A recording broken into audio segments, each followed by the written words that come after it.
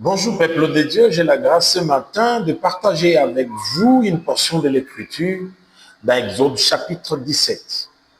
Il est question du peuple d'Israël qui quitte le désert de Sin et se retrouve à un endroit appelé Rephidim. Vous savez, lorsqu'on sort du désert, on ne peut qu'avoir soif. C'était le cas du peuple d'Israël qui a eu soif, était totalement impatient sur le point de vouloir lapider Moïse. Lorsqu'on est impatient, on risque de faire des choses qui vont nous pousser à regretter plus tard.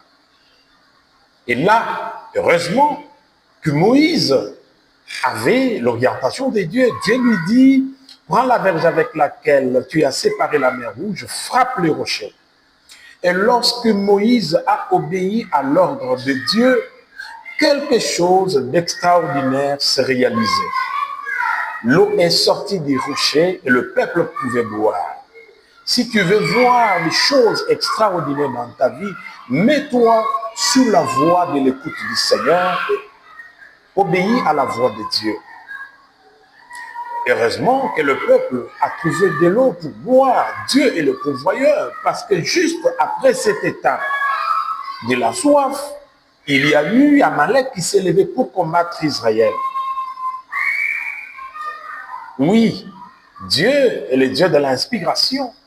Moïse pouvait lever uniquement sa main et la victoire était du côté d'Israël.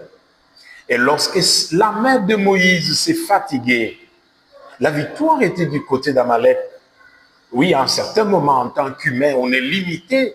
En tant qu'humain, on peut se fatiguer. En tant qu'humain, on peut être essoufflé. Mais nous avons besoin de l'intervention de Dieu. Le Dieu qui ne se fatigue jamais. Oui, à un certain moment aussi, nous avons besoin des efforts des autres. Il y a eu des gens autour de Moïse, des hommes inspirés, Aaron et Hur, qui ont résolu de prendre des grosses pierres et de s'asseoir dessus et soutenir les mains de Moïse. Par leurs efforts, la Bible dit, les mains de Moïse étaient levées jusqu'au soir. Parfois, nous avons besoin des efforts des autres. Mais aussi, est-il question que nous reconnaissions que nous sommes arrivés là où nous sommes aujourd'hui, c'est grâce aussi à l'intervention des autres. Dieu passe toujours, Dieu passe aussi, Dieu passe souvent par les hommes pour nous bénir. Moïse, à la fin, après avoir constaté avec joie la victoire du peuple d'Israël, Moïse a dit, la main de l'Éternel était levée sur le trône et il y aura guerre entre Israël et Amalek de génération en génération.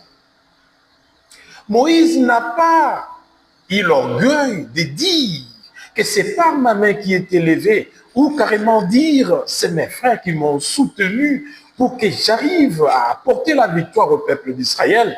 Mais au contraire, Moïse a reconnu qu'au-delà des efforts humains, au-delà de ma main, il y avait une main invisible qui me soutenait. Oui, la main de Dieu invisible accompagne les efforts physiques.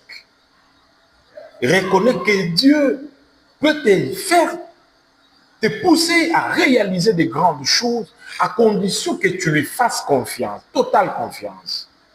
J'ai pris ce matin que Dieu t'accorde de grandes victoires, quels que soient les Amaleks de ta vie, que Dieu t'accorde la victoire et que tu t'en sortes tête haute. Quel que soit le problème que tu rencontres, quelle que soit la douleur que tu ressens en toi, la victoire est de ton côté parce que Jésus-Christ a porté ta douleur à la croix de Golgotha. Et là, il a dit, tout est accompli. Que ce matin, ta joie soit accomplie. Que ce matin, ta restauration soit accomplie. Sors avec la victoire de Dieu et rentre avec la réussite venant de Dieu. Au nom de Jésus-Christ. Amen.